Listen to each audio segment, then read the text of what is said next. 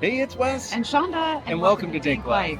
We are sitting here in Disneyland Paris waiting for the Halloween parade, and we thought while we were waiting, we would offer you just a real quick video on some tips and tricks that if you're used to going to other Disney parks, is a little different here.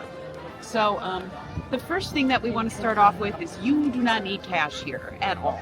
No. So if you're feeling like you want to come to the airport and get some cash out because you'll need it, you don't. Yeah, not you don't need any anywhere. Even the medallion machines, you can use credit cards. Yeah, you can pretty much use credit cards everywhere. So if you feel weird about carrying cash around or you don't want to do it, we didn't want to get it out, you don't need to. It's not necessary at all, which is kind of cool. I dig that. One of the other things we did want to mention is that these parks are missing some pretty iconic rides. So if you're coming here hoping to go to the Tiki Room or get on the Jungle Cruise, the Country Bears. Country Bears. There's a couple other things too I thought of, but now they're escaping me.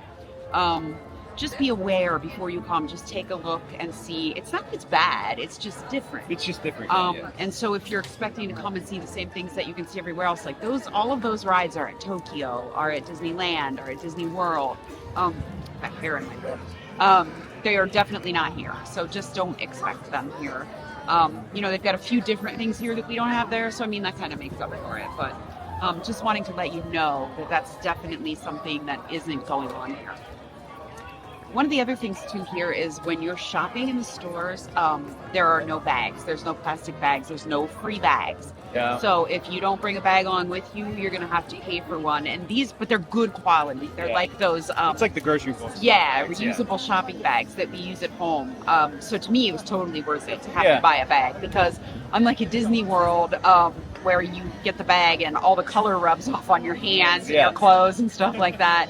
That doesn't happen here because the bags are really, really good quality and they're reusable. And they say Disney Paris, which is cool because it's almost like getting another souvenir. So that's really cool too. Another thing that we wanted to mention is unlike Disney at home, if you have on a fanny pack or you have a little tiny sling bag, you can't leave it on anything. Right, And there's nowhere to leave them either. There's not like a little netting, little roped cargo thing. You have to put it on the floor of the ride, which is, kind of dirty. Yeah, not my favorite thing to have to do. And also on some of the rides, especially like, their version of Rock and Roller Coaster, which now I can't remember what it is. It's like a marble thing. There's not even a net or anything to put it in. So I'm like, how is my bag not going to fly out of the car when we're going around the loops or anything? So, I just put it around my leg and stuck it on the floor. But I don't love that. Yeah. So, I mean, just know for sure that your bag is going to have to go on the floor of a dirty ride that people are stepping on and things like that. And there's not going to be much you can do about it because they will not even let it go. They're take it off now. So, and they're not real super kind about it all the time. So just know that is something else that happens here that doesn't happen. No. Yeah. So let me think what else. Also, the crowds are a little different on the lines here. Yeah. So they're a little pushy. The personal space is a little tighter. There is kind no of such thing. Your ass a little bit. Yeah, there is no such thing as personal space here. And also, one thing that I have found, like at least in the States, when people are trying to get past you or need to get by, they will say, "Excuse me," or "Hey, I'm trying to get through." Here, they will just ram right into you, and they will shove you out of the way. It's weird, and it's the one thing I really don't like. In fact, this morning, we were kind of standing in a line to go through a walkthrough. There was nowhere to go through, and the guy behind me just kept ramming me in the legs with his stroller. And when I turned around, he goes, "Oh, sorry." And then he still didn't ask me to move. So then Wes was like, "Well, I think he wants you to move." And then I moved off to the side, and they just went by. Didn't say thank you, didn't say excuse me, nothing. Just kept running into me until I moved. But what I will say about that is, nobody over here, which is different than the States, there's no yelling at people, there's no fighting with people, there's no screaming at cast members. You don't see that here. No. Which is very nice. Like, that's not something I'm used to. So that part of it, I mean, it's weird. It's kind of a trade-off, right? Yeah. Like, and people will walk, when you're going down something that should be 2 lanes, the other thing to note here is that there are people from all over the world at this park, all parts of Europe, America, all of those things. And they all drive, so like in America, we walk generally down the same side of the sidewalk as we drive. Yeah. It's just kind of how the traffic goes. And it's the same thing in Tokyo, I noticed too. Yeah. But here you will have people take up the entire walkway, even though they see you coming this way and they're coming this way, Yeah. and they will not move out of your way. They will not cede the space. I think it's just a lot of people, because like here in France, they drive the same way as us. And you get a lot of UK people here that drive the opposite of us. So I think it's just a lot of people not thinking about the correct way to actually walk down the sidewalk in that country. And that's then okay, it's just, but yeah. if you see someone coming at you, you usually try to like at least cede the space a little bit, right? But that doesn't happen here very often. So just watch out for that too, because it gets really annoying sometimes. I was going to say too, there's some of the slowest walking people through parks I've ever seen here. Like you'll run into some people that are just like almost blocks the whole route, and just like a family of 10. And it's not even like, like at Disney World where people will just stop to look at their phone or something. And Yeah. they're like, this is not a great place to stop. I mean, these people are walking. It's just like at a glacial pace.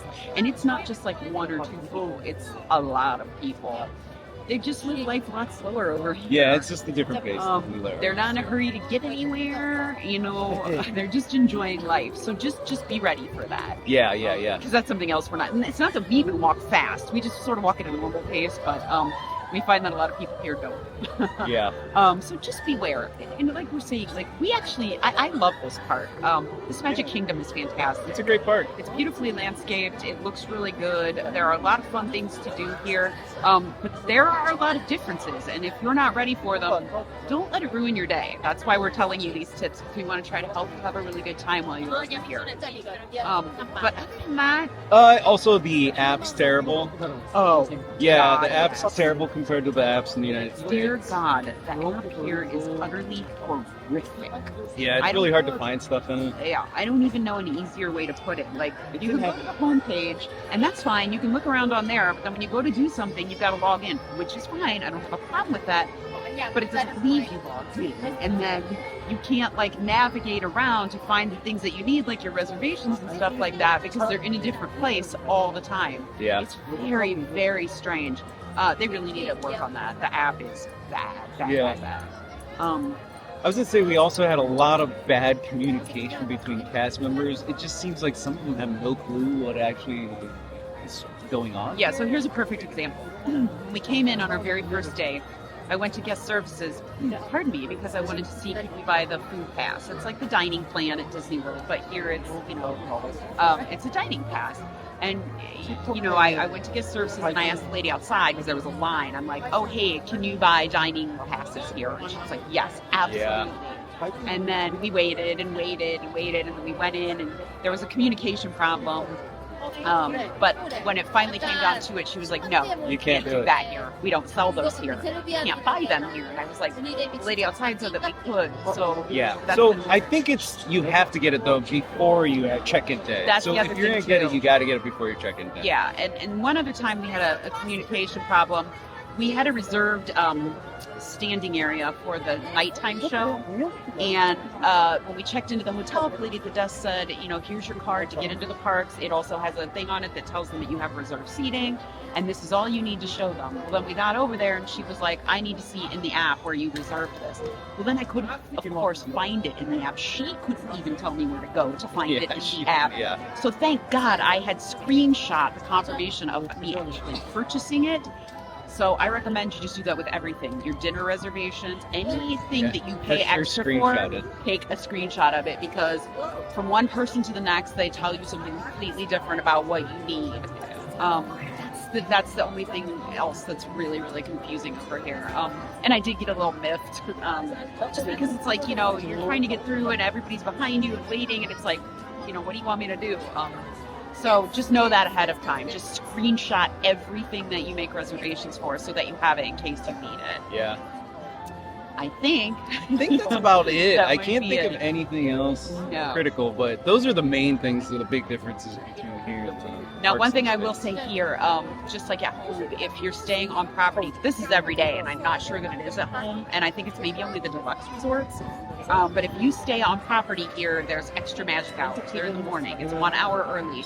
And man, they are totally worth it. I think both days that we use our extra magic hours, we got in like 3 rides before the park even opened. So definitely take advantage of that if you are staying on property. There's no reason you shouldn't. That is a great perk that they have here, and it's totally worth it. Yep. So I think that's it. Yeah. And just remember, as always, whatever you decide to do, just get out there and do it.